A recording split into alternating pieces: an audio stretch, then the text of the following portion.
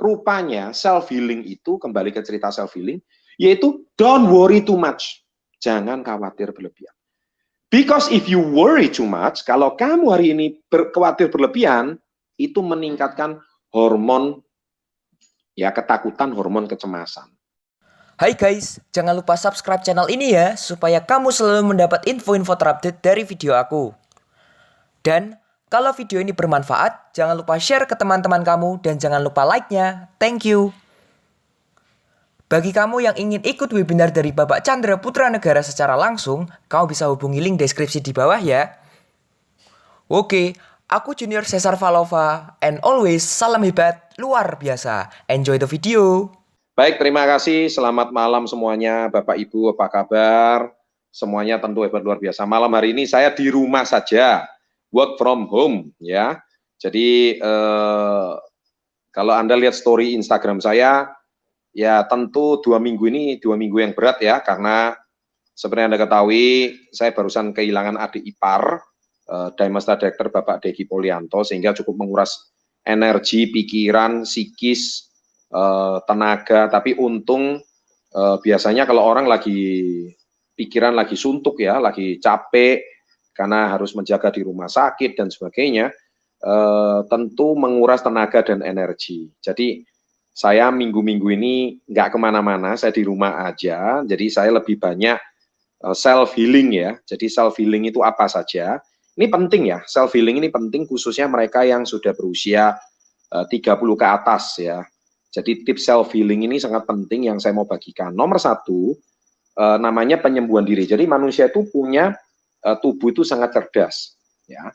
Kalau Anda belajar dari bukunya Hiromi Sinnya itu apa ya? Jadi beliau mengarang sebuah buku berjudul The Miracle of Endorphin.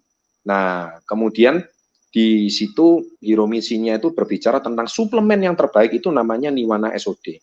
Karena orang Jepang itu kalau konsumsi SOD memang termasuk cukup rutin ya. Jadi SOD itu superoxide dismutase merupakan sebuah enzim yang sangat dibutuhkan oleh setiap orang. Bicara soal SOD, orang Jepang itu dia memang punya sebuah kebiasaan. Dan dikatakan kalau di buku The Miracle of Endorphin tersebut, masa puncak manusia itu usianya 25 ke atas. Jadi sebaiknya setelah 25 ke atas, manusia itu jangan terlalu olahraga yang berlebihan menurut beliau. Olahraga harus, tapi sampai ekstrim itu jangan. Ya, itu yang dikatakan di buku tersebut, The Miracle of Endorphin. Kemudian SOD itu wajib. Nah, yang paling penting juga jangan lupa pola istirahat.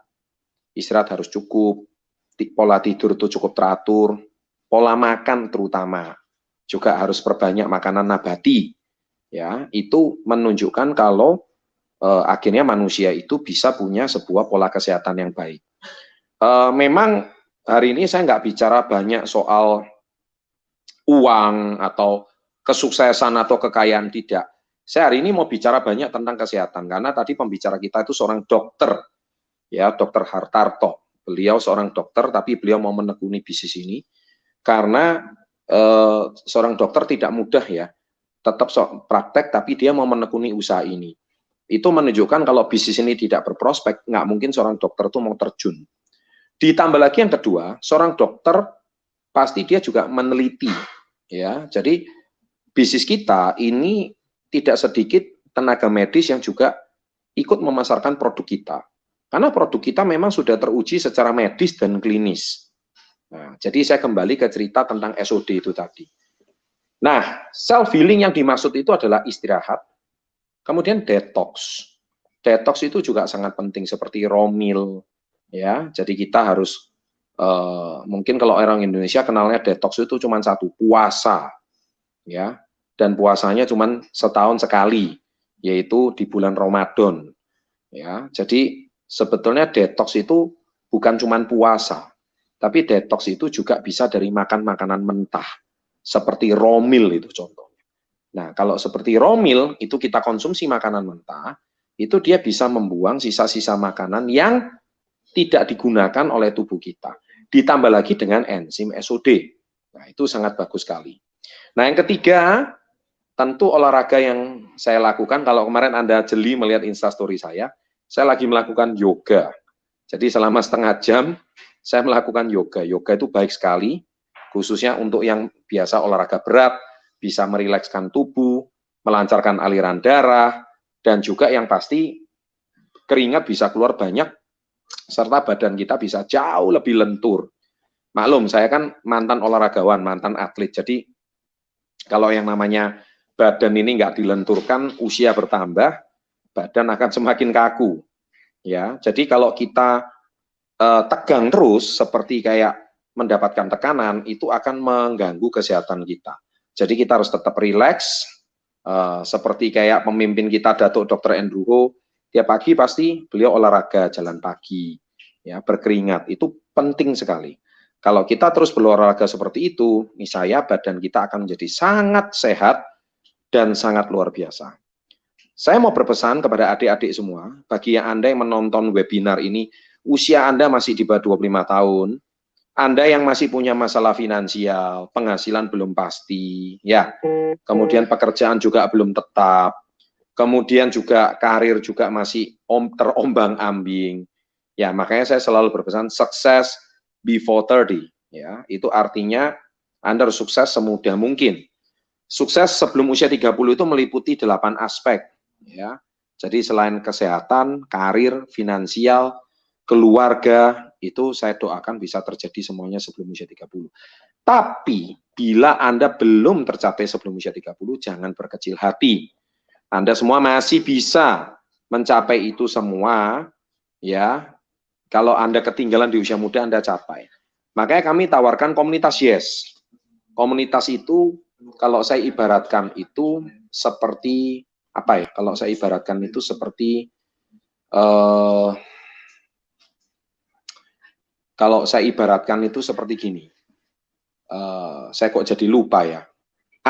Saya baru teringat.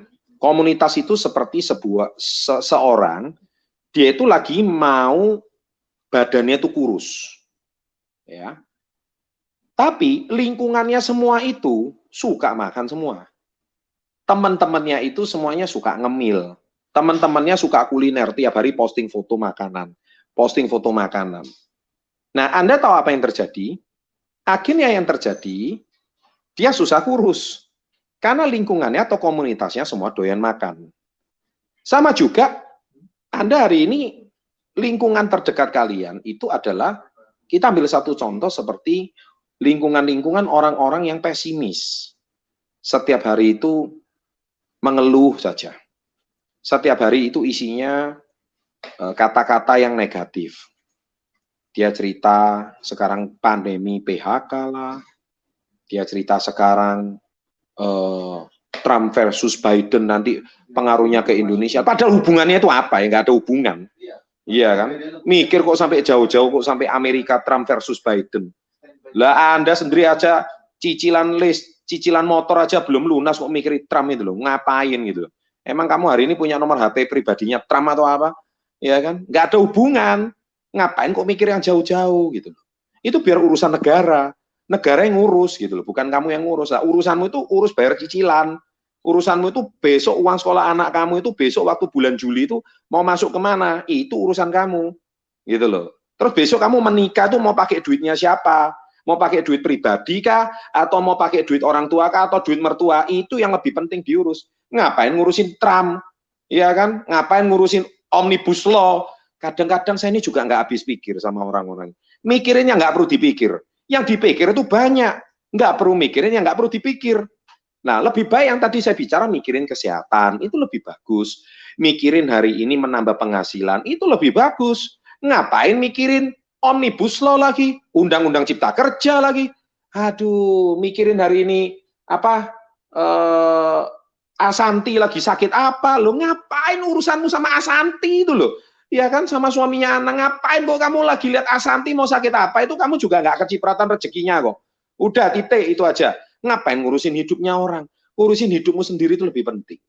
Ya, jadi ya hormon ketakutan dan kecemasan itu antinya hormon endorfin. Makanya pada malam hari ini saya pengen sharing sama kalian, stop berita, stop nonton berita artis, stop nonton berita politik, cuman bikin panas, cuman bikin resah, cuman bikin khawatir, tidak membangun diri Anda. Lebih baik hari ini kita duduk diam, mendengarkan hal yang positif, menceritakan hal-hal yang positif untuk membangun diri kita, membangun mindset kita, membangun pola pikir kita. Niscaya hidup Anda akan berubah. Ya, mau siapapun presidennya Amerika, tetap cicilanmu nggak akan lunas.